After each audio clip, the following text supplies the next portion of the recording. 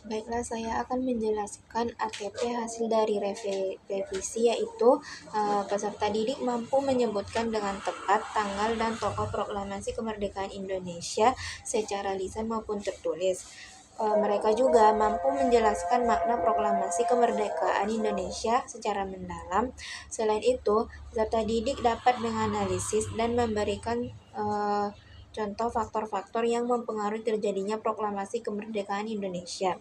Terakhir, peserta didik dapat mengaitkan nilai-nilai yang terkandung dalam proklamasi dengan sikap cinta tanah air, serta menunjukkan sikap tersebut melalui tindakan nyata di lingkungan sekolah dan masyarakat.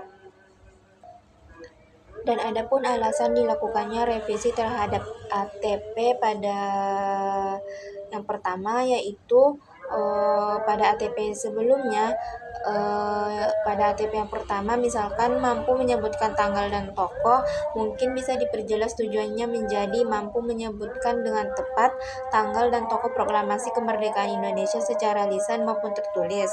Pada ATP yang ketiga, mungkin peserta didik memberikan contoh faktor-faktor yang mempengaruhi terjadinya proklamasi kemerdekaan. Kemudian selanjutnya pada ATP yang keempat, mungkin bisa ditambahkan indikator perilaku konkret, misalkan menunjukkan sikap cinta tanah air melalui tindakan nyata di lingkungan sekolah dan masyarakat. Alasan revisi ini dilakukan untuk mendapatkan hasil dari ATP yang lebih sempurna dan efektif dalam pembelajaran.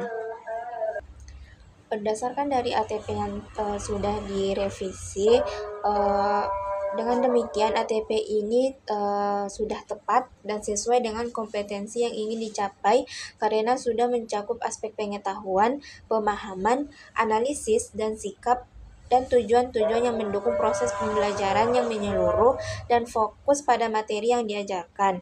Dengan hal ini, peserta didik diharapkan mampu menyebutkan tanggal dan